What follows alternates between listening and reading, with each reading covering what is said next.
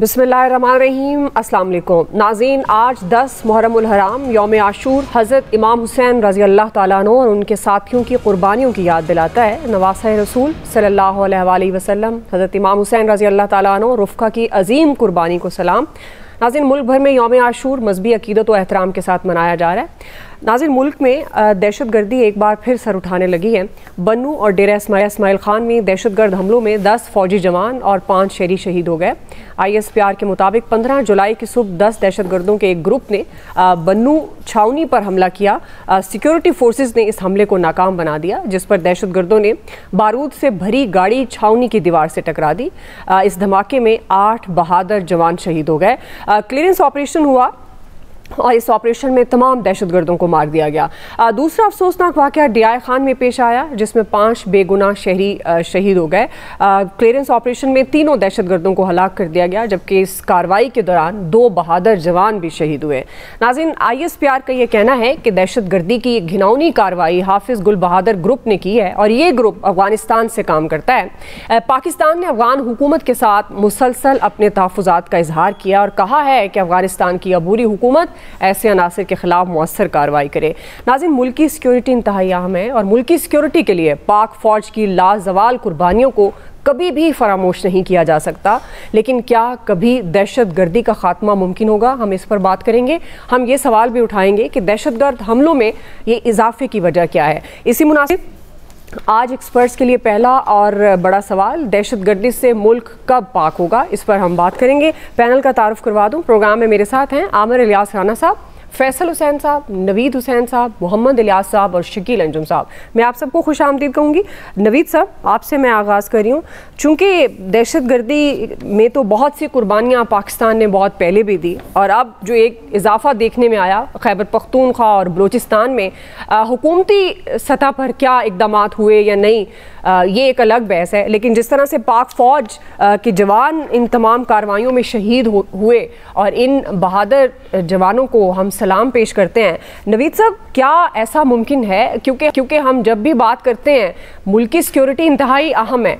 जब तक आप अंदर से अपने मामलात को बेहतर नहीं करते, आप अपने बॉर्डर को सिक्योर नहीं कर सकते। क्या कहाँ कमी कोताही हमारी सियासी हुकूमतों से रह जाती है, या आपको लगता है कि ये जो अफरीत है दहशत गर्दी का, ज़ाहिर है कभी अफगानिस्तान से हम अपने बॉर्डर को महफूज करने की कोशिश करते हैं, तो आपको लगता है कि इससे कभी छुटकारा पा सकेंगे? अच्छा, दुआ देखिए, सबसे पहले मेरे ख्याल में हमारी असेसमेंट जो थी वो ठीक नहीं थी। पाकिस्तान के सिक्योरिटी स्ट्रेटजिस्ट का ये ख्याल था कि जब तहरीक तालिबान अफ़गानिस्तान TTA ने जब अफ़गानिस्तान पे कब्ज़ा किया, जब उन्होंने काबुल को टेक ओवर किया, तो यहाँ पे एक चीज़ ये तवक्को की जा रही थी कि जो TTA है वो TTP को, जो तहरीक तालिबान पाकिस्तान का कदम है, उसको उसका सद्देबाब करेगी, क्योंकि TTP को हॉस्टाइल एजेंसीज जो थी अफ़गानिस्तान में वो उसकी पुष्पनाई कर रही थी। रॉ और NDS का एक नेक्सस बना हुआ था जो कि TTP को वहाँ इस्तेमाल कर रहे थे पाकिस्तान के ख़िलाफ़। तो ये एक तवक्को ये की जा रही थी कि जी जब TTA इक़्तिदार में आएगी तो वो TTP का जो है वो सद्देबाब करेगी, लेकिन ऐसा नहीं हुआ। अब देखें, एक बात मेरे ख्याल में यहाँ पे एक अप्रोच शायद ठीक नहीं थी। हमने ये समझा कि TTA और TTP शायद वो 2 डिफरेंट चीज़ें हैं, 2 डिफरेंट एंटिटीज़ हैं, वो ऐसा नहीं था। TTP और TTA ये दोनों एक ही सिक्के के 2 रुख हैं। आप देखें, जो मुफ्ती नूर वली महसूद हैं, TTP के जो चीफ हैं, उन्होंने मुल्ला हिब्तुल्लाह के हाथ पे बैत कर रखी है। तो कैसे हम ये एक्सपेक्ट करते हैं कि जी TTA जो है वो TTP के साथ, TTP के खिलाफ जो है वो कार्रवाई करेगी? तो यहाँ मेरे ख्याल में हमारी तवक्कुआत जो थी वो ठीक नहीं थी। मुझे याद है उस वक्त के जो नेशनल सिक्योरिटी एडवाइज़र थे मोहित यूसुफ, उन्होंने ये कहा था यहाँ कराची में गवर्नर हाउस में बैठ के एक एडिटर के साथ बातचीत में उन्होंने कहा था कि जी 2 महीने में मामला ठीक हो जाएंगे, जब तालिबान ने टेक ओवर किया था। लेकिन ऐसा नहीं हुआ और हमने ये देखा कि तालिबान ने काबुल पे कब्जा किया तो उसके बाद से टीटीपी की कार्रवाइयों में जो है वो एक शिद्दत देखने में आई। अच्छा, अभी भी एक शायद हमारा अप्रोच उस वक्त भी ठीक नहीं थी कि हमने गुड तालिबान और बैड तालिबान। अभी ये जो अटैक हुआ है जो बन्नू में किया गया है, ये जैश फुरसान मोहम्मद जो कि हाफिज गुल बहादुर का ही एक सब ग्रुप है, ये उसने किया है। और आप इससे पहले भी देख लें कि मार्च 2024 में नॉर्थ वजीरिस्तान में मीर अली के मकाम पे इसी तरह का एक बड़ा अटैक उन्होंने किया, जिसमें 6 खुदकुश बमबार और एक बारूद से बड़ी भरी हुई गाड़ी जो थी वो उन्होंने आके टकराई। अच्छा, अब उसके बाद जो है पाकिस्तान की तरफ से कार्रवाई की गई। अक्रॉस द बॉर्डर जो है वो हाफिज गुल बहादुर के ठिकाने जो थे उनको खोस्त और पख्तिका में जो है निशाना बनाया गया। उसके बाद उन्होंने दोबारा ये कार्रवाई की।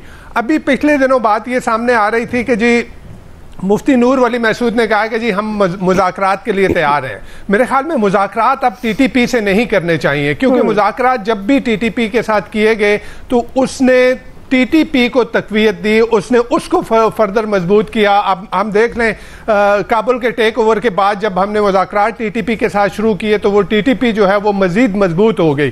तो इस वक्त जो मुज़ाकरात की ज़रूरत है वो टीटीए से या जो काबुल में इस वक्त तालिबान की इंटरिम गवर्नमेंट है उसके साथ बात करने की जरूरत है कि जी देखें, हाफिज गुल बहादुर आपकी सरजमीन से आपकी सरजमीन इस्तेमाल कर रहा है। आपने दोहा एकॉर्ड में पूरी बैनुल-अक़वामी बरादरी के साथ ये कमिटमेंट की है कि जी हम अपनी सरजमीन को किसी दूसरे मुल्क के खिलाफ इस्तेमाल नहीं होने देंगे। यहाँ पे खुल्लम खुल्ला टीटीपी के कलदम टीटीपी के ठिकाने जो है वो अफगानिस्तान की सरजमीन पे हैं। क्रेडिबल एविडेंस दिया गया पाकिस्तान की तरफ से, जो है वो शवाहिद दिए गए, लेकिन उसके बावजूद जो है वो तालिबान जो है वो टीटीपी के खिलाफ जो है वो एक्शन नहीं ले रहे। जब तक हमारा ये बॉर्डर महफूज नहीं होगा, अफगानिस्तान में तालिबान की और बाकी जो शिद्दत पसंद ग्रुप हैं उनकी जो कमीनगाहें हैं, उनके जो ठिकाने हैं, उनकी जो बेसेस हैं, वो जब तक नहीं ख़त्म होंगी तो तब तक पाकिस्तान की अफवाज जो हैं वो कुर्बानियाँ दे रही हैं। उन्होंने जिस तरह से 2014 के बाद जो ऑपरेशन ज़रबे अज़्ब जो हुआ और उसके नतीजे में जिस तरह से जो दहशतगर्दों के ठिकाने, उनके कमांड एंड कंट्रोल सेंटर, उनकी बॉम्ब मेकिंग फैक्ट्रीज, उनका जिस तरह से सफाया किया और उसके बाद जो है वो ये दहशतगर्द जो है वो अक्रॉस द बॉर्डर अफगानिस्तान में गए और वहां उन्होंने ठिकाने बना लिए। अब ठिकाने वहां पे हैं, वहां अब पाकिस्तान को टीटीपी से तो बात करने की तो दरकिनार हमें बात करनी है तालिबान से कि आपने जो कमिटमेंट कर रखी है उस कमिटमेंट को पूरा करें और इसके खिलाफ एक्शन लें। जी आमिर साहब, आपको लगता है कि ये महज बातचीत, जिस तरह से नवीद साहब कह रहे हैं कि काबुल में मौजूद इंटरिम गवर्नमेंट से ही अब बात करने की ज़रूरत है, ये पॉइंट उनका दुरुस्त है कि अगर आप मुज़ाकरात की तरफ जाते हैं टीटीपी से तो वो उनको स्ट्रेंथन करते हैं बजाय इसके कि वो दूसरे का मौक़िफ़ मजबूत हो। तो आपको लगता है कि क्या ये वाकई दुरुस्त अप्रोच का फुकदान है? ये जो गुड तालिबान और बैड की एक इस्तिलाह है ये उसकी वजह से है? और सियासी तौर पर जो ऑपरेशन का जिक्र भी किया, अब ऑपरेशन की जब बात आई तो सियासी तौर पर तमाम सियासी जमातें भी एक पेज पर नहीं आती हैं, तो इसकी वजह आप समझते हैं कि ये इजाफे की वजह ये है कि हम अपना जो हाउस है उसको ऑर्डर में नहीं ला पाते, या क्या आपके ख्याल में होगा? देखें, नवीद साहब ने बड़ी तफसील के साथ उनकी ग्रुपिंग, नाम सब बता दिए। इशू ये है कि मुसल्लह अफवाज, नीम मुसल्लह फौजी दस्ते हमारे जो भी हैं सब का शहादतों का एक ना ख़त्म होने वाला सिलसिला जारी है और मुसलसल हमारे लोग जंग में हैं और पाकिस्तान की बका की जंग लड़ रहे हैं। और आपको पता है कि इस वक्त जो केपी के अंदर शहादतें भी हुई उसमें केपी गवर्नमेंट से भी लोग नहीं आए। मैं कोई तंज का निशाना नहीं बना रहा कि पीटीआई की क़यादत ये कर रही है, लेकिन मैं एक हकीकत की तरफ बात कर रहा हूँ कि हमें नंबर 1 अपनी चीज़ों को ठीक करना है। और दुश्मन जब हमला करता है तो उसमें कोई इस्तिलाह है ही नहीं गुड और बैड की, वो दुश्मन है। और जो आपके दुश्मन को पनाह दे रहा है वो कैसे दोस्त हो सकता है? तो चाहे हम दोहा में बात कर रहे हों और चाहे हम शवाहिद भेज रहे हों, और आज हमारे फ़ॉरेन ऑफिस ने भी हाफिज गुल बहादुर ग्रुप का नाम लेके और डिमार्च किया है अफ़गानिस्तान के साथ। इशू ये है कि फिर सिंपल सी बात है कि जी आप उनकी वो कमज़ोरियाँ जो आप समझते हैं कि आपके पास मौजूद हैं, जो रास्ता उनका है, तो ये जो यहाँ पे लोग बैठ के पाकिस्तान के लीडर्स जो धरने को कामयाब करने के चक्कर में रहते हैं कि जी चमन में बैठे हैं, तो उन सब की कुमक पहुँचाने वाले, धरनों में बैठे हुए बेरोज़गार लोगों को रोटी, उनकी फैमिलीज़ को खाने पहुँचाने वाले, सबको, उस माफिया को, उसको बेनकाब होना चाहिए कि जी जिनके पैसे रुक रहे हैं, ये जो आना जाना फैसिलिटेशन थी अफ़गानिस्तान की तरफ और ईरान से तेल की तरफ, तो ये हमें बड़े फ़ैसले हमने किए हुए हैं। असल बात है उस पे ऊपर मौसर अमल दरामद। और ख्वाजा आसिफ ने अगले दिन ये बात कही कि फिर हमें अफ़गानिस्तान में भी जाके जवाब देना पड़ेगा, और हमने एक आधी दफ़ा दिया भी है। तो पाकिस्तान के आर्मी चीफ़ हों, सदर पाकिस्तान हों, वज़ीर आज़म शहबाज शरीफ हों, जरदारी साहब हों, सब अपने कांधों पे शहीदों के जनाजे ले जाते हुए दिखाई दे रहे होते हैं। हमें यकजहती का इजहार करना होता है। ज़ाहिर है हमारे जवान है, हमारी फ़ौज है, वो लड़ रही है। और ये जो लोग यहाँ पे बैठ के ये फ़लसफ़ा बेचते हैं कि जी ये तो चंद हज़ार और टकों पे ये तो पैसे लेते हैं, तो ज़रा अपने बच्चे और जवान भेज देना घरों से निकाल के, जिन लोगों की ज़ुबान इस बकवास से नहीं रुकती कि ये क्या है। ये हमारी सरहदों पे हिफाजत कर रहे होते हैं और हम सुकून से सो रहे होते हैं। इशू ये लफ्ज़ों की कहानी नहीं है, ये अमली शहादतें हैं जो इस पाकिस्तान के लिए, इस दीन की राह में हमारे जवान अफसर सब दे रहे हैं। इसमें कोई वो नहीं है, कोई तरतीब नहीं है कि जी सिर्फ हमने आम सिपाहियों को आगे किया हुआ है। लोग जा रहे हैं, यंग बच्चे जो लेफ्टिनेंट हैं, मेजर हैं, कर्नल हैं, वो जा रहे हैं, शहादतों में जा रहे हैं, बड़े और सीनियर अफसर जा रहे हैं। यकसुई की ज़रूरत है, और इस यकसुई में जो आए, ये जो लफ्ज़ सियासत सियासत उसने हमारा तबाह किया हुआ है ना काम, उसको तो जो असल स्मैश करना है उन लोगों को करना है जो पाकिस्तान के अंदर बैठ के पाकिस्तान के दुश्मनों की जुबान बोलते हैं। अब ये जो तालिबान है, हम सब बड़े खुश थे, मतलब कोई उसमें शक नहीं है, हम सब ने भी यहाँ पे इजहार भी किया कि जी अमेरिका चला गया और यह आ गए। ये वो लोग हैं, अगर इनकी आप हिस्ट्री देखें कि जब उसामा बिन लादेन अमेरिका ने मांगा तो उन्होंने कहा जी हम तो नहीं देते, और लड़ाई एक लड़ी, उसमें सिर्फ अफगानिस्तान नहीं तबाह हुआ, हम भी तबाह हुए हैं और मुसलसल तबाह होते जा रहे हैं। हमारी मईशत पे अफगानिस्तान के ऊपर जो भी आज माल आ रहा है, बहुत हमने रुकावटें डाली हैं, लेकिन इसके बावजूद हमारी मईशत की तबाही का बाइस है। ना हम अफगान महाजरीन को आलमी दबाव की वजह से वापस भेज सकते हैं, वहां से निकलते हैं, उन महाजरीन के बेस में छुप जाते हैं। बड़ी खुल्लम खुल्ला बात होनी चाहिए तालिबान के साथ कि जी बहुत हो गया, कभी वो किसी रजीम का बता देते हैं हमें, कभी किसी का कह देते हैं, ये टीटीपी सीटीपी कुछ भी नहीं है। जब हम सही होके बात करें कि जी इतने देना आपके पास, आप कर लें। अमेरिका आके अफगानिस्तान पे हमले करता है इतनी दूर से, कोई पूछने वाला नहीं, और हम यहाँ शहीद करा रहे हैं अपने लोगों को, यहाँ अनरेस्ट है। तो हमें बात सीधी करनी चाहिए तालिबान से कि जी आपकी जो लड़ाई है फिर आप लड़ें अपने अंदर। अगर उन्होंने आपके साथ मदद की थी तो फिर इनको बचा लें, इनको शहरियत दे दें अपनी। हम तो, हमें कोई मसला नहीं है ना, फिर इनको लगाएं कारोबार में। ये जो कारोबार है ना लोगों का पाकिस्तान के अंदर दहशतगर्दी करने का, इसको हर सूरत में बंद होना चाहिए, और यही हमारी रियासत का असल काम है, इसके अलावा कुछ नहीं है। जी फैसल साहब, रियासत का जाहिर है ये असल काम है कि आप किस तरह सिक्योरिटी को इंश्योर करते हैं, लेकिन फिर क्या इसके मेजर्स क्या लिए जाएंगे, किस तरह से अपने बॉर्डर को सिक्योर किया जाए? ये जो आमिर साहब बात कर रहे हैं कि इस अनरेस्ट की जो असल वजह है उस तक पहुंचना चाहिए, तो फिर उसके लिए क्या इक़दाम करने चाहिए? देखिए, कसीरुल-जहती हिकमत अमली बनानी होगी। इतने अरसे में हम अपने दोस्तों का और दुश्मनों का भी जो है वो तयन नहीं कर सके। जब ये तालिबान की हुकूमत वहाँ पर बहाल हुई तो हमने उनको अपना दोस्त क्यों समझा? जब उनका मिजाज और उनका तर्ज सियासत हमें मालूम था तो हमने क्यों समझा? इनसे बेहतर पहले वाले नहीं थे। अच्छा, फिर जो पहले वालों पे जो इल्ज़ाम था वो ये था कि वो भारत के साथ ज़्यादा करीब है। अलमिया तो देखें कि जिनको हमने अपना समझा वो भी भारत से ज़्यादा जो है वो हमसे ज़्यादा भारत के वो करीब हैं। अब पाकिस्तान में दहशतगर्दी हो रही है और वो अफगानिस्तान में बैठ के जो है उसको जो है वो कंट्रोल किया जा रहा है। वहाँ की हुकूमत जो है वो खुल्लम खुल्ला जो दहशतगर्दी को जो है वो सपोर्ट कर रही है, दहशतगर्दों को जो है वो पनाह दे रही है। तो इस वक्त पाकिस्तान के लिए कौन ज़्यादा जो है वो ख़तरनाक है? अब इसका दूसरा आप पहलू देखें कि जब यहाँ पे दहशतगर्दों के ख़िलाफ़ ऑपरेशन की बात होती है तो उसमें भी जो है वो एक आम आदमी की चल हम बात नहीं करते।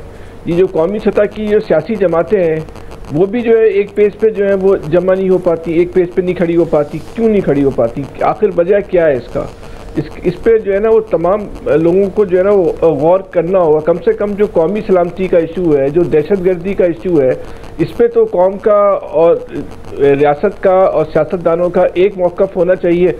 वो भी जो है वो हमें जो है नज़र नहीं आता। तो ये तो असल दुश्मन कौन है हमारा? असल दुश्मन हमारे जो है वो बाहर बैठे हुए हैं या असल दुश्मन हम अपने खुद बने हुए हैं? इसका तयन करने की जो है ना वो ज़्यादा ज़रूरत है। और आखिर कब तक जो है हम जो है वो आपस में एक दूसरे से जो है वो दस्तों गिरेबान रहेंगे अपने सियासी मफादात के लिए, अपने इलाकाई मफादात के लिए, इवन के अपने लसानी मफादात के लिए, अपने जो है माशी मफादात के लिए। हमारी तरजीहात में पाकिस्तान क्यों नहीं आ रहा? हमारी तरजीहात जो है वो हमारी ज़ात से आगे क्यों नहीं निकल रही? हम जो एक कौमी जज्बे की जो बात होती है दुनिया के अंदर, वो कौमी जज्बा जो है एक सवाल है, पता नहीं इसमें हकीकत है या नहीं, क्या वो इस कौम से जो है वो ख़त्म होता चला जा रहा है? वो सिर्फ जो है वो तरानों में या किताबों में या सिर्फ बयानात की हद तक रह गया है? अमली तौर पे क्या हमारे अंदर वो कौमी जज्बा मौजूद है या नहीं है? इस पे जो है वो तमाम सतह के लोगों को, ख़ास तौर पे जो समाजी अमूर के माहिरीन होते हैं जी जी, उनको बैठ के जो है वो डिस्कस करना पड़ेगा कि लोगों की मेंटेलिटी का जो है तजिया करना पड़ेगा कि जो गलती हो रही है वो कहाँ पे हो रही है। वह दहशतगर्दों के खिलाफ अगर ऑपरेशन होना है तो इसमें मुखालफत का क्या पहलू है? लेकिन हम उसमें भी जो है वो मुखालफत का जो है पहलू निकालते हैं। हो सकता है कि माजी में जो ऑपरेशन हुए होंगे उसमें गलतियाँ हुई होंगी, कमजोरियाँ हुई होंगी, लेकिन उस ऑपरेशन के बहरहाल इससे तो आप इनकार नहीं कर सकते कि रिजल्ट तो बहरहाल आए उस ऑपरेशन के। बिल्कुल, एक अमन तो जो है वो कायम हुआ है। हो सकता है कि वो 100% मकासद हासिल ना हुआ, लेकिन ये तो नहीं कहा जा सकता कि वो ऑपरेशन जो है मुकम्मल तौर पे जो है वो नाकाम हो गए।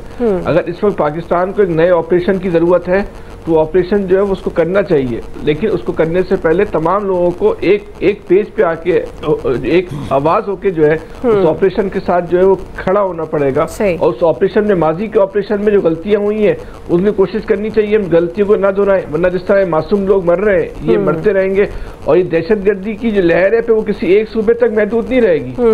अगर आप पंजाब में या कोई सिंध में बैठ के समझ रहा है कि दहशतगर्दी से महफूज है, तो ये दहशतगर्दी जो ट्रैवल करती है ये ट्रैवल करेगी और ये पूरे पाकिस्तान में फैलेगी। इसको रोकना है, KPK के मासूम लोगों को भी बचाना है और इसके लिए जो मनसूबाबंदी की ज़रूरत है वो हमें उसका जो है फुकदान नज़र आता है। जी शकील अंजुम साहब, ये फुकदान किस तरह से ख़त्म होगा? जो एक प्लानिंग की फुकदान की बात करें और फिर एक पेज पर आने के लिए फिर किसको एफर्ट करनी पड़ेगी कि ये एक पेज पर आए? कम से कम ऑपरेशन ज़रब-ए-अज़्म हमारे सामने एक मिसाल है, नेशनल एक्शन प्लान बना, ऑलरेडी उसके कुछ नुकात पर अमल दरामद नहीं हो सका, लेकिन एक मुत्तहिद होते हुए तमाम स्टेक होल्डर्स, कौम भी उसमें शामिल थी, सब नज़र आए हमें। शकील अंजुम साहब, देखिए, सब तो पहले तो इस जो वाक़यात हुए हैं उनकी जितनी मज़म्मत की जाए वो कम है और इन वाक़यात में आए रोज़ हमें इजाफा देखने को मिल रहा है। ख़ास तौर पर सिक्योरिटी फोर्सेस को जो है वो टारगेट किया जा रहा है और अब तक जो दहशतगर्दी की वारदातें हुई हैं उसमें तकरीबन 65,000 जो लोग हैं वो शहीद हो चुके हैं और मुआशी तौर पर पाकिस्तान का बहुत बड़ा नुकसान हुआ है। जबकि हमेशा यही कहा जाता था कि पाकिस्तान की जो इकॉनमी है वो वॉर इकॉनमी है, जबकि 70 से 80 बिलियन डॉलर का पाकिस्तान को नुकसान हुआ है इस दहशतगर्दी की जंग में। इसके लिए across the board national action plan पर अमल दरामद करने की ज़रूरत है और जो अफ़गानिस्तान से दरअंदाजी हो रही है पाकिस्तान के अंदर, हाफिज़ गुल बहादुर ग्रुप है या जहाद पाकिस्तान है या TTP है, उसके हवाले से अफ़गानिस्तान से बात करने की ज़रूरत है। लेकिन जिस तरीके से हमारे वज़ीर दिफा ने कहा कि अगर तो ये कार्रवाइयाँ नहीं रुकती तो फिर जाकर उनको जवाब देना भी ज़रूरी है, क्योंकि हम अब देखें कि आए रोज़ जो है इन वारदातों में इजाफा हो रहा है और ख़ास तौर पर बलूचिस्तान और खैबर पख्तूनख्वा। मेरा ये ख्याल है जो मुज़ाकरात का रास्ता अपनाया गया था और कुछ तालिबान से मुज़ाकरात करके उन्हें पाकिस्तान में आने की इजाज़त भी दी गई थी और उनके जो ख़ानदान खैबर पख्तूनख्वा में आबाद हैं उनको वहाँ आने की इजाज़त दी गई और उसके बाद ये सिलसिला जो है आपने देखा कि बढ़ता जा रहा है आए रोज़।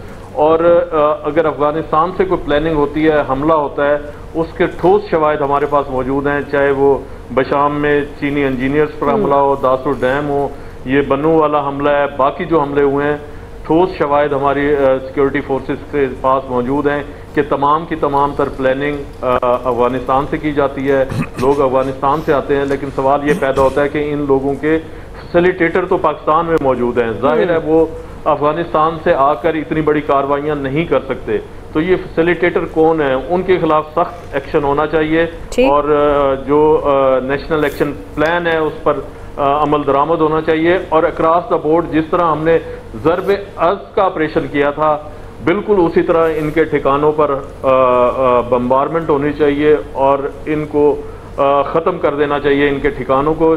जब तक इनके ठिकाने यहाँ से ख़त्म नहीं होंगे तो इस किस्म की कार्रवाइयाँ पाकिस्तान में होती रहेंगी।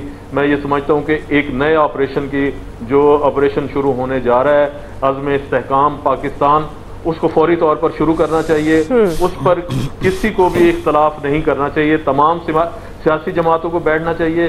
पीटीआई कोई इंडिया की जमात नहीं है, पाकिस्तान की जमात है और उसको पाकिस्तान के हवाले से ये सोचना चाहिए जो पाकिस्तान के फौजी जवान रोजाना की बुनियाद पर शहीद हो रहे हैं, तो पीटीआई को भी सोचना चाहिए कि उनको हुकूमत के हर मामले पर जो है अपनी अलहदा से एक 1.5 ईंट की मस्जिद नहीं बनानी चाहिए, बल्कि मिल बैठकर जो पाकिस्तान की कौमी सलामती के इश्यूज हैं, मसाइल हैं, उन मसाइल पर बैठकर बात करनी चाहिए।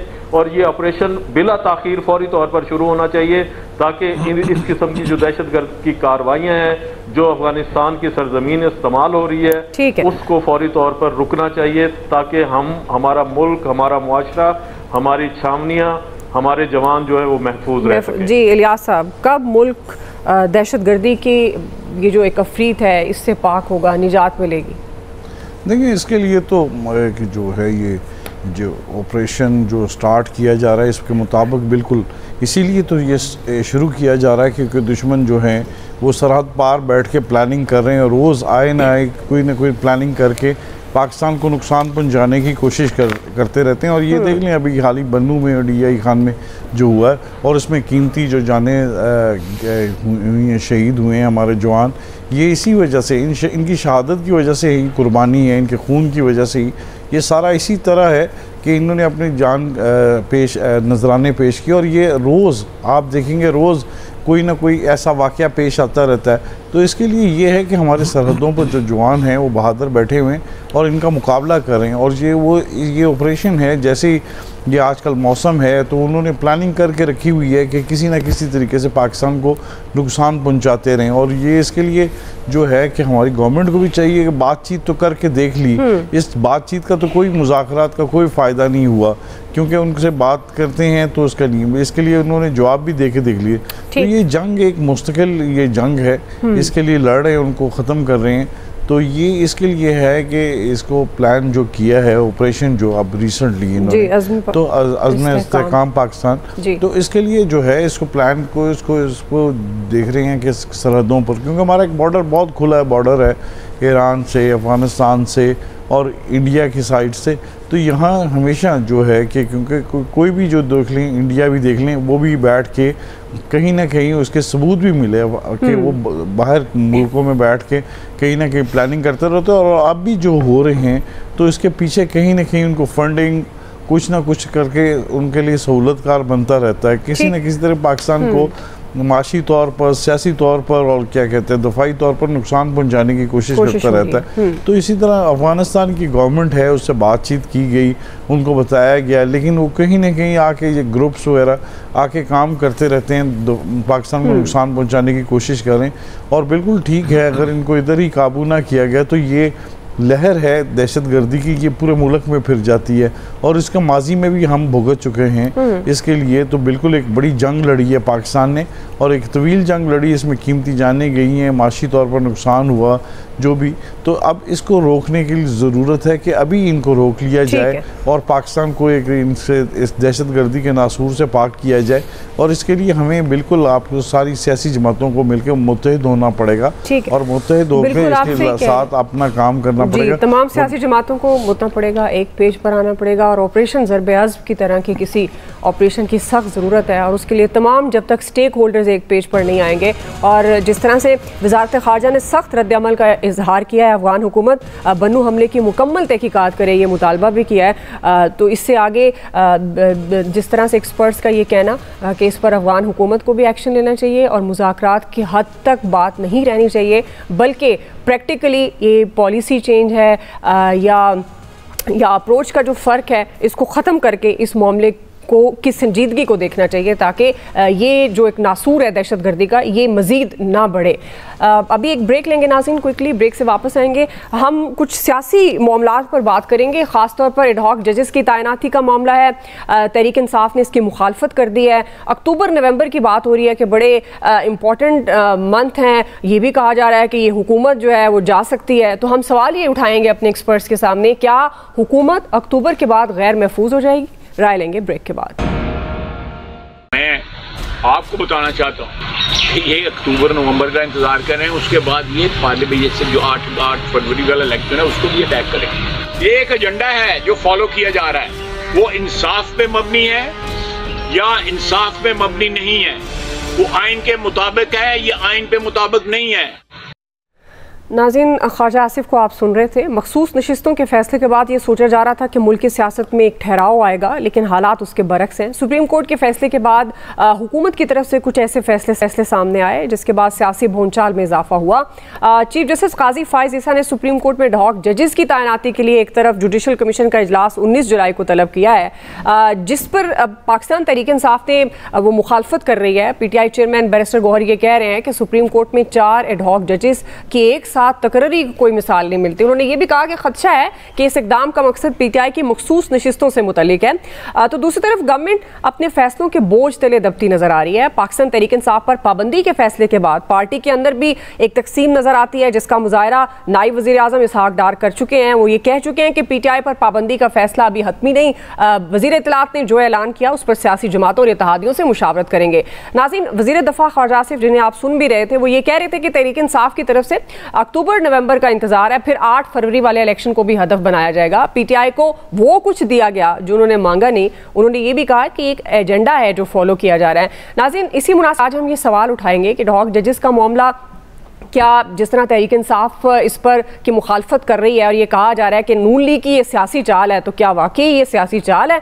फैसलों पर नून लीग में जो एक तकसीम नज़र आ रही है, इस पर भी हम बात करेंगे। और अक्टूबर नवंबर क्यों अहम है, इस पर हम बात करेंगे। आमिर साहब, मैं आपसे आगाज़ कर रही हूँ, चूँकि सियासी तौर पर मामलात काफ़ी स्कैटर्ड हैं, तो आप इस पर खुलकर बात कर सकते हैं, क्योंकि एडहॉक जजेस का भी मामला है जिसको पोलिटिकली उठाया जा रहा है आमिर साहब, और ये कहा जा रहा है कि नून लीग की ये सियासी चाल है और ये जो मखसूस नशिस्तों का मामला है इसके साथ रिलेट किया जा रहा है। और जो ख्वाजा आसिफ कह रहे हैं अक्टूबर नवंबर का इंतजार हो रहा है, 8 फरवरी के इलेक्शन के हवाले से अटैक किया जाएगा, तो आपको लगता है कि अक्टूबर नवंबर क्यों अहम है इस पर? और सोशल मीडिया पर तो तूफान बरपा है, आपने देखा ही होगा कि अक्टूबर नवंबर के बाद हुकूमत गिर जाएगी, इस हद तक बातें हो रही हैं।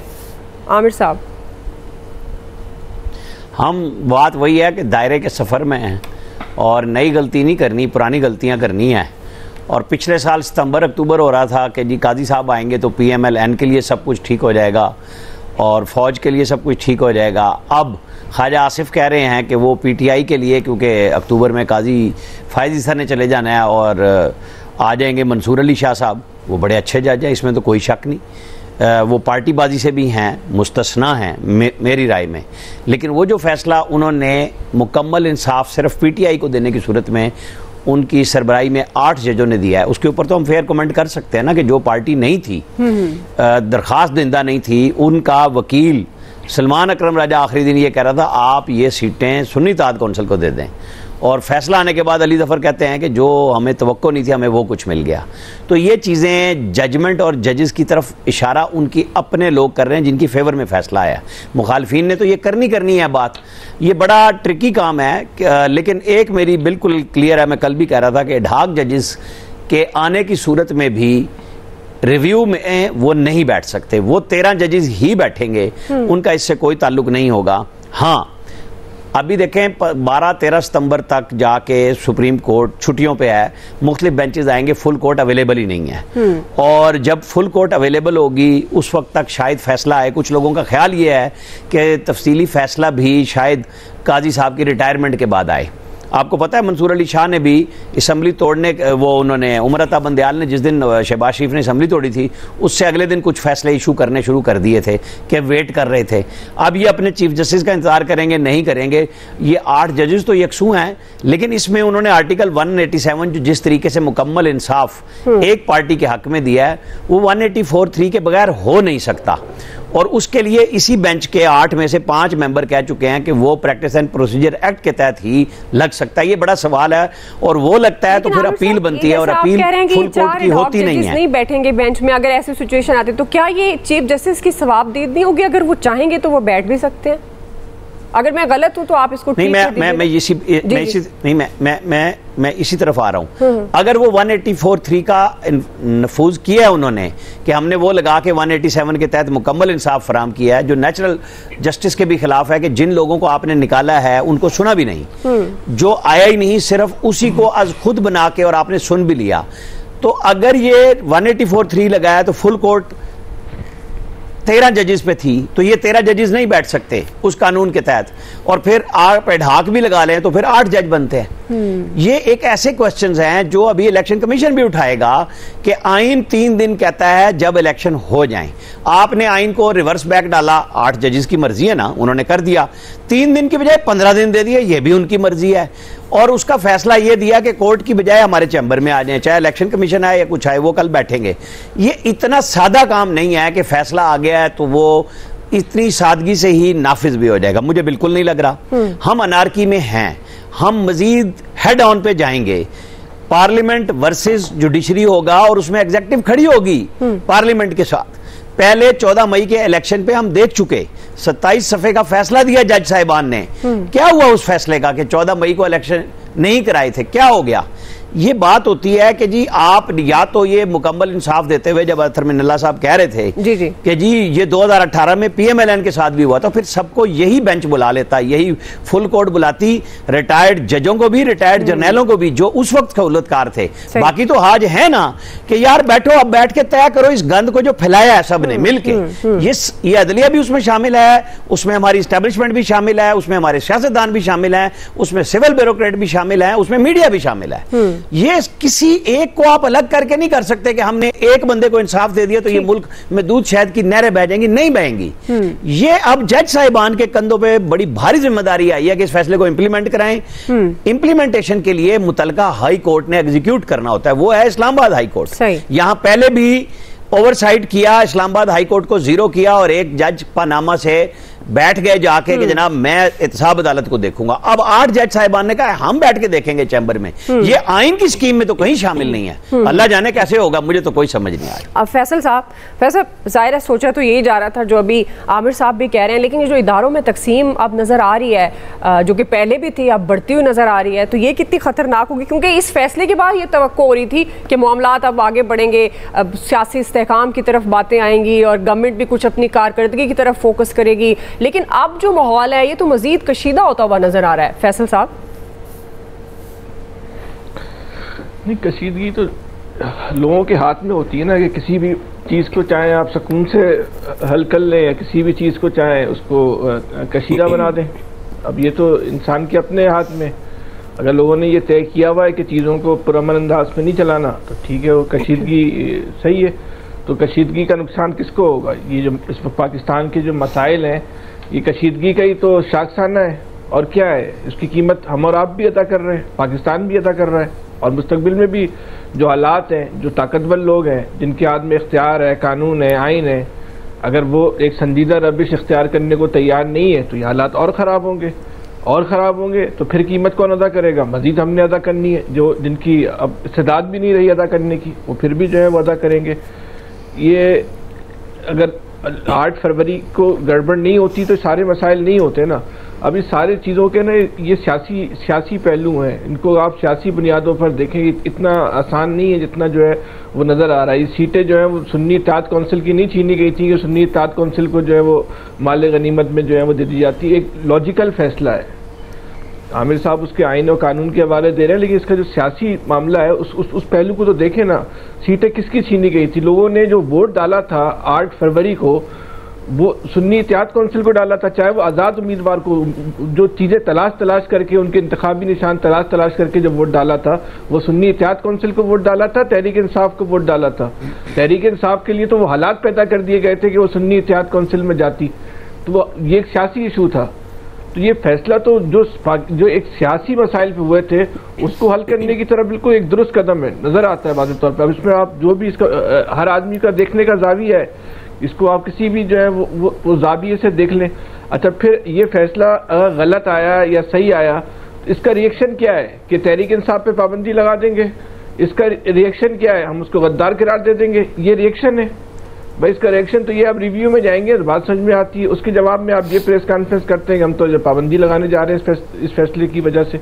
तो और जो इल्ज़ामात तहरीक इंसाफ पे आयद किए जा रहे हैं वो 100% दुरुस्त होंगे, हम उस पर बहस में नहीं पड़ते। सही से 100% सारे के सारे तो अदालतों में पहले से मौजूद हैं। उसमें नया इल्ज़ाम जो उसमें कौन सा है? कोई एक नया इल्ज़ाम बता दें उसमें ये नया इल्ज़ाम, वो सारे के सारे जो है वो केसेस जो है वो अदालतों में लगाए, उस पर फैसला दें। 9 मई को इस मुल्क में एक जो है वो रियासती दहशतगर्द रियासत पे हमला हुआ है, इसमें कोई डिबेट ही नहीं है। तो सजा देना, सजा मैंने नहीं देनी, आपने दें सजा इसको। तहरीक इंसाफ को लटका दें आप उसको, सबको जो लोग उसमें जो है वो मुलव्विस हैं। लेकिन जो जहाँ पे जो अवाम के फैसले आ रहे हैं आप उनको तो आप कबूल करेंगे ना, या उनको भी नहीं कबूल करेंगे तो ठीक है वो ना करें। जब सबने ये तय कर लिया है कि हमने मसाइल को हल नहीं करना, इस इंतशार की जो फ़ज़ा है और तनाव की जो फ़ज़ा है इसको बरकरार रखना है तो ठीक है, इसको बरकरार रखें। लेकिन ये देख लें, ये समझ लें कि अब तक की सूरत-ए-हाल में कौन हावी हो रहा है और कौन कमज़ोर हो रहा है, इसको देख लें। मुस्तकबिल में अब ये जो 2 आपने ऐलानात किए हैं, एक तो हम आर्टिकल 6 वाला और तहरीक इंसाफ पे पाबंदी वाला, अगर एक लम्हे के लिए ये सोच लें ये इल्ज़ामात, ये जो इन्होंने ऐलानात जो है उस पर एग्जीक्यूशन नहीं कर सके, अमल दरामद नहीं कर पाए, अमल तो हमें पूरा यकीन है जिस तरह के इन्होंने ऐलान किया, जिस तरह का माहौल है ये अमल कर लेंगे। लेकिन चले अगर नहीं कर पाए तो उसका क्या रिएक्शन आएगा इस हुकूमत के ऊपर, और अगर अमल दरामद हो गया तो उसका क्या रिएक्शन आएगा, ठीक ये भी आप देख लें। तहरीक इंसाफ ने तो इलेक्शन में 8 फरवरी को कहीं नहीं थी ना, फिर भी आपने देख लिया था क्या हुआ था। कोई इंतखाबी मुहिम नहीं थी, कोई इंतखाबी निशान नहीं था, फिर भी आप देख लें। तो अभी बेहतर ये है कि संजीदगी से और सियासी बसीरत से फैसले कर लें। जब आपको अंदाजा हो रहा है कि चीजें आपके हाथ से निकल रही हैं, फिसल रही हैं, आप वो नहीं रोक पा रहे हैं, इस बात को जितनी जल्दी हो सकता है इस चीज को आप समझ लें। अगर नहीं समझना चाहते तो ये भी आपकी मर्जी है, ना समझे। बिल्कुल नवीद साहब, आपको लगता है कि हालात को समझते हुए नजर आ रही हैं तमाम सियासी जमातें, क्योंकि आर्टिकल 6 पहले भी ये हुआ और उसके बाद अगर बहुत दूर नहीं जाएं तो ख्वाजा आसिफ की बात हुई थी, पाकिस्तान तहरीक इंसाफ के कैबिनेट में बात आई थी पाकिस्तान तहरीक इंसाफ की हुकूमत में, और इससे पहले भी पार्टी बैन भी हुई और उनकी बात भी की गई। लेकिन अब के जो हालात हैं उनको मद्देनजर रखते हुए, जिस तरह फैसल साहब भी ये सवाल उठा रहे हैं, अगर इस पर अमल दरामद हो जाता है, जो आर्टिकल 6 की बात की हुकूमत ने, जो पाबंदी की बात की सियासी जमात पर, पाकिस्तान तहरीक इंसाफ पर, तो फिर क्या हालात होंगे और ये अक्टूबर क्यों इंतजार कर रही है पाकिस्तान तहरीक इंसाफ? अच्छा देखें तो पिछले सेगमेंट में हमने सिक्योरिटी की बात की। इस वक्त पाकिस्तान में एक परफेक्ट स्टॉर्म की सिचुएशन बनी हुई है। एक तरफ आपकी सिक्योरिटी के चैलेंज हैं, दूसरी तरफ सियासी अदम इस्तेहकाम है, तीसरी तरफ मईशत जो है वो ज़बूहाली का शिकार है। इस सारे तनाजुर में देखें ये एक एग्जिस्टेंशियल थ्रेट बना हुआ है इस वक्त पाकिस्तान के लिए। इस वक्त हमारे सारे सियासतदानों को ज़रूरत इस अमर की है कि वो ये देखें कि पाकिस्तान की सालमियत के लिए ख़तरा बना हुआ है। जिस तरह के चैलेंजेस हैं हमारे पास, सिक्योरिटी के चैलेंजेस हैं हमारे पास, पॉलिटिकल चैलेंजेस हैं हमारे पास, जो है वो फाइनेंशियल जो है वो चैलेंजेस हैं। इसमें बैठ के मेरे ख्याल में हमारी सियासी एलीट जो है उनको अपने मफादात के अलावा कुछ भी अजीज़ नहीं है। आप देखें उनको वो अदलिया चाहिए जो उनकी मर्ज़ी के फ़ैसले करे, उनको वो पार्लियामान चाहिए जो उनकी मर्जी की कानून साजी करे, उनको वो इस्टेब्लिशमेंट चाहिए जो उनके साथ खड़ी रहे। अगर वो उनके साथ नहीं खड़ी होती तो फिर ये उसके ऊपर जो है वो तनकीद शुरू कर देते हैं। और ये जो बात कही गई कि जी PTI को जो है वो मिल गया जो उन्होंने नहीं मांगा था, आप ज़रा ये देखें कि सुप्रीम कोर्ट के एक फैसले को गलत उसकी तशरीह करके एक सियासी पार्टी को जो कि आर्ग्यूएबली वो सबसे मकबूल पार्टी थी, उसको किस तरह से इलेक्शन के प्रोसेस से किस तरह से हटाया गया जी। ये तो लोग थे, अवाम थे, उसके साथ खड़े थे कि उसको दोबारा वोट दे दिया। तो अब अगर उस फैसले की तस्हीह की जा रही है, अगर उसको रेक्टिफाई करने की कोशिश की जा रही है, तो यहाँ पे ये कहा जा रहा है कि जी PTI ने को वो मिल गया जो उन्होंने नहीं मांगा। एक गलत, ये सुप्रीम कोर्ट कह रही है कि मावराए आइन काम किया एक इलेक्शन कमीशन ऑफ पाकिस्तान ने। अगर उसकी रेक्टिफिकेशन हो रही है तो हम ये कह रहे हैं कि जी PTI को वो मिल गया जो उन्होंने मांगा नहीं। तो यहाँ पे मसला ये है, अदलिया अपनी मर्जी की जो है वो चाहते हैं। आप इससे पहले देख लें जस्टिस एजाजुल एहसन के ऊपर कितना प्रेशर डाला गया, इतना प्रेशर डाला गया कि जी वो उन्होंने कबल अज़ वक्त जो है वो रिटायरमेंट ले ली। आप अब भी ये जिस तरह से अक्टूबर की बात की जा रही है, आमिर साहब ने जिक्र किया कि जी चीफ साहब जो है वो चले जाएंगे, काजी फायज ईसा जाएंगे और जस्टिस मंसूर अली शाह आएंगे, और जस्टिस मंसूर अली शाह इस फैसले में जो है उन्होंने ये 8 जजेस का जो फैसला था ये इसमें उन्होंने पीटीआई के हक में वो फैसला दिया। तो पहले से ही जिस तरह से एजाजुल एहसन के खिलाफ जो है एक महाज खड़ा कर दिया था, तो अभी ये लग रहा है कि ये इनके तोपों के दाने जो है वो उस तरफ होंगे। लेकिन ये दोनों तरफ से होता है ना नवीद साहब, ये दोनों तरफ से होता है, मुझे भी बात करनी है, दोनों तरफ से होता है ना। ये जैसे आप चीफ जस्टिस साहब जो मौजूदा हैं, इन पर फिर जो इनको पसंद नहीं करते वो इनके फैसलों पर सवाल उठाते हैं, आने वाले जिनको पसंद होंगे। यहाँ पे दुआ जी एक चीज यहाँ पे और जिक्र कर दूं, देखें अब भी एडहॉक जजेस की बात आ रही है। 2 जजेस, एक तो जस्टिस बशीर हैं जो जिन्होंने जो है वो माजरत कर ली है, जस्टिस बाकर जो हैं उनका वो भी डबल माइंडेड है, अभी जो है उन्होंने फैसला नहीं किया, वो खामोश हैं, तो खामोशी हाँ ही होती है तकरीबन। जस्टिस जो तारक मसूद हैं, इन दोनों के बारे में ये कहा जा रहा है कि जी ये चीफ जस्टिस के लाइक माइंडेड जज हैं। तो बातें उठती है ना, देखें यहाँ पे सिर्फ मुख्तलिफ बार्स की तरफ से नहीं, पाकिस्तान बार काउंसिल ने भी तो खत लिखा है ना जुडिशल कमीशन ऑफ पाकिस्तान को कि देखें अगर इनको लेना ही है, आपने एडहॉक जजेस की तैनाती करनी है, तो फिर ये जरूर करें कि ये जजेस उन बेंचेस में नहीं बैठेंगे जो कि कॉन्स्टिट्यूशनल या पॉलिटिकल नेचर के जो है वो केसेस जो है वो सुनेंगे। तो आवाजें उठती हैं जब इस तरह की चीजें जो है वो हो रही होती हैं। दुआ मुझे बात करनी है कि हमारी सियासी क़यादत को, हमारी पॉलिटिकल एलीट को अपने मफादात से ऊपर जाके, बिल्कुल आप सही कह रहे हैं, अपने मफादात की जंग है, लेकिन अनफॉर्चुनेटली माजरत के साथ तमाम जजेस पर इस वक्त आवाजें उठाई जाती हैं, अदलिया के निज़ाम पर आवाज़ उठाई जाती है, तो फिर कौन किस पर एतबार करेगा या नहीं, ये वैसे जो फैसल साहब बात कर रहे हैं सिस्टम की, ये उसकी तरफ निशानदेही करता है। जी आमिर साहब, आप कुछ कहना चाह रहे हैं? जाहिर है एतबार कैसे हो जब हम नीचे से टॉप पे आ रहे हों, अदलिया में 26 लाख केस पड़े हों, 58,000 सुप्रीम कोर्ट में हों, और एक वो चीफ जस्टिस जिसकी नाक के नीचे बैठे हुए जजेस उसके खिलाफ फैसला दे रहे हैं, उसकी उस जजमेंट पे चैलेंज किया जा रहा है कि वो तो पसंद और नापसंद पे है। वहां फुल कोर्ट उन्होंने बनवाई, तजवीज़ दी और मंसूर अली शाह ने ओके की, मैं दावे से कहता हूं, और 8 जजेस ने फैसला उनके खिलाफ दिया अपने चीफ जस्टिस के। अगर उन्होंने 4 जज चुने और 2 लोग नहीं आ रहे, तो इसका मतलब है कोई गेम सेट थी। जरा यही बात और इसी आर्गुमेंट को देख लें तो चीफ जस्टिस काजी फायज जैसा फेयर आदमी नहीं है कि वो लोगों को अगर चुन रहा है उनमें से लोग नहीं ले रहे। इसी बात को, इसी तरह आर्गुमेंट को ले लें कि हर बंदे का अपना जाविया देखने का।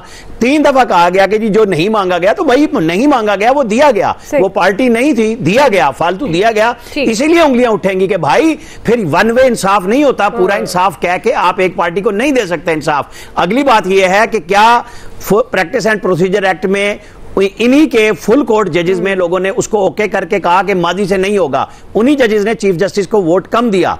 ये 4 में से अगर 1 जाता है या 2 जाते हैं, क्या ये फेयर राय नहीं है कि चीफ जस्टिस ऑफ पाकिस्तान ने पहले गपशप नहीं मारी इनके साथ कि तुम मेरे साथ चल पड़ो और मैं तुम्हारे नाम दूंगा? हाँ। यही वो बात फेयरनेस है जो काजी फायज ईसा को दिखाती है कि उन्होंने वो हम ख्याल बेंचेस की तश्कील का ड्रामा नहीं किया जो उमरता बंदियाल आखिरी दिन तक रेजिस्ट कर रहे थे। और जिस एजाजुल एहसन के लिए यहां पे बात हो रही है वो तो बाकायदा पार्टी थे।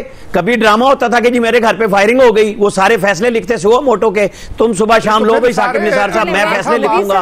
वो अपनी नहीं, आप जरा थोड़ा सा हौसले से सुन लेना, फिर वो जो सुन लेना, वो जो पार्क, एक मिनट नवीद साहब, एजाजुल एहसन साहब के लिए आपने केस लड़ा, मैं उस वक्त बोलता था जब वो सिटिंग जज थे, यहां लोग बोलते नहीं थे कि उनका करैक्टर क्या था। वो धमकी लगाते थे चेयरमैन नैब को बुला के, डिप्टी चेयरमैन को, कि तुम्हें मैं तौहीन अदालत में सजा दूंगा, हमारा ये फीता नहीं खोलना पनामा का। मैं उस वक्त इसी प्रोग्राम में बोला करता था, यहां लोग नहीं बोलते थे। मैंने जुर्रत की थी कि सच ये है, मैंने एजाजुल एहसन साहब से नाम लेके कहा। बाकी तो केसेस जो ये कॉन्स्टिट्यूशन 1 है उसमें तो सब बोलते थे कि ये उनके वकील थे और वो वहां बैठ गए। वो नेस्ला टावर पे, जिसमें फैसल साहब भी कहते हैं कि वो जो जस्टिस गुलजार साहब थे, वो जो काजी साहब पे पाबंदी लगा रहे थे, जो मनपसंद इंसाफ देते थे कि क्यों मुझे कराची साहब के अपने बचपन का ठीक है, मुझे नेस्ला टावर गिरा दिया गरीबों का, ये कौन सा तरीका कार है इंसाफ देने का? चले क्विकली नासिर ले रहे हैं, ब्रेक से वापस आएंगे। यही सवाल शकील अंजुम साहब के सामने भी रखेंगे और इलियास साहब के साथ। आप हमारे साथ रहिएगा।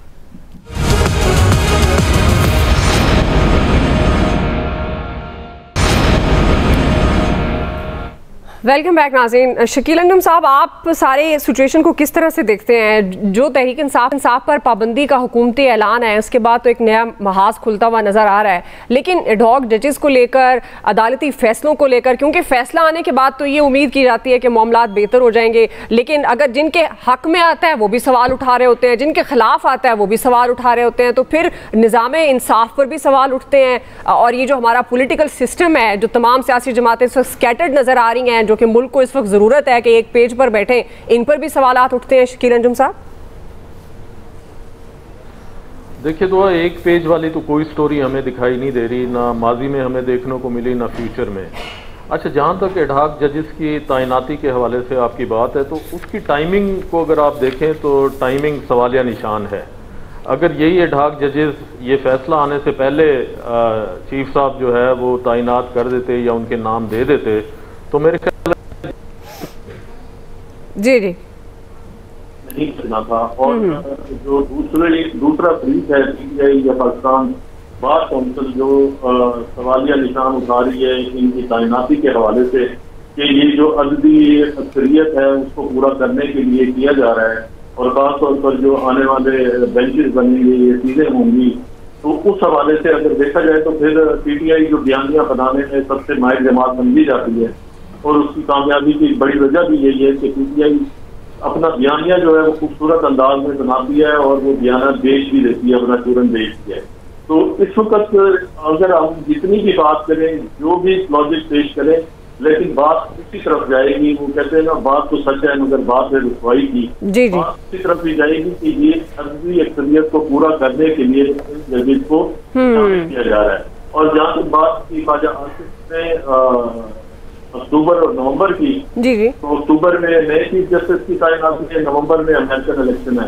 मेरे ख्याल वो ये समझ रहे हैं कि ये लेक्चर जो है वो बनेगा और उनके लिए मुश्किलात होंगी। और सही तो इसीलिए कहा जा रहा है अमेरिका में ट्रंप आएगा और यहाँ पर ये बड़ी मुमासलत भी बानी पीटीआई और उनके दरमियान ली जाती है। से करारदाद भी हो चुकी है, बहुत बड़ी अक्सरियत की। चले ठीक है शकील अंजुम, सोच रहे होंगे कि अक्टूबर और नवंबर में जब ये हालात बनेंगे तो उनके लिए मुश्किलात। जी इलियास साहब, आपको क्या लगता है, वाकई बड़े अहम हैं अक्टूबर नवंबर, और ये जिनसे जो मुमासलत दी जा रही है, क्या ये हुकूमत के लिए परेशान कौन है? देखिए गवर्नमेंट इस बारे में देख लें आपने, गवर्नमेंट के जो बयानात वगैरह जिस तरह की सूरत हाल है, इस तरह सोचो विचार पर मजबूर है। ज़ाहिर है इस पर उनको कुछ नज़र आ रहा है तो इसके लिए गवर्नमेंट की यानी कर रही, लेकिन ऐसी सूरत हाल है ये जो गवर्नमेंट देख रही है ना, इसमें कोई ऐसा होता है नज़र नहीं आ रहा कि मुस्तकबिल करीब में गवर्नमेंट के जाते हुए या कुछ ऐसा कुछ लाहेमल जो है जो बन रही है कोई सूरत हाल। ये सूरत हाल इसी तरह रहेगी जिसमें अब जुडिशल कमीशन का इजलास होगा 19 को, जिसमें काफ़ी सूरत हाल क्लियर होगी कि एडहॉक जजेस वगैरह किस किस मामलात में चल सकेंगे। तो ये जब सूरत हाल ये क्लियर होगी तो उसमें जो लोगों के खदशात पाए जा रहे हैं कि जी नेशनल इशूज़ पर बड़े जो फुल बेंच बनेंगे उसमें ये असरअंदाज होंगे, मखसूस नशिस्तों पर ये सारे मामलात क्लियर हो जाएंगे। और उसके बाद जो सूरत हाल है कि ये इसलिए नहीं किए गए कि जो उनके मुखालिफ जो चीफ जस्टिस के आगे हैं उनके जो एक क्या कहते हैं रिज़ल्ट आ गया इतना बड़ा जी जो जिस पर पीटीआई भी हैरान है। तो ये सूरत हाल है, ये आइंदा दिनों में ना ये क्लियर हो जाएगी। इसमें इस तरह नहीं है गवर्नमेंट इस टाइम गवर्नमेंट की जो सूरत हाल है वो इस तरह नहीं है कि गवर्नमेंट फ़ौरन चली जाएगी या कोई ऐसी सूरत हाल है। इस वक्त अभी जो है ये बातें ही हो रही हैं, जैसे कह रहे थे कि पीटीआई के बानी भी रिहा हो जाएंगे फौरी तौर पर। लोग तो टाइम भी दे रहे थे, उनके जो चेयरमैन मौजूदा वो टाइम दे रहे थे कि जी यहाँ बाहर वो अगली पेशी में 2-3 पेशियों में बाहर आ जाएंगे। ये ज़ाहिर अज़म्पशंस हैं हर पार्टी की अपनी तरफ से लगे हुए, लेकिन सिस्टम यही चलता हुआ दिखाई दे रहा है। चलें, आप समझते हैं कि सिस्टम यही चलता हुआ दिखाई दे रहा है। इलियास साहब के मुताबिक हुकूमत अक्टूबर नवंबर के बाद गैर महफूज नहीं महफूज ही रहेगी। आप सबका बहुत शुक्रिया। आज के एक्सपर्ट से इतना ही, फीडबैक दीजिएगा। ख्याल रखिए, अल्लाह हाफिज़।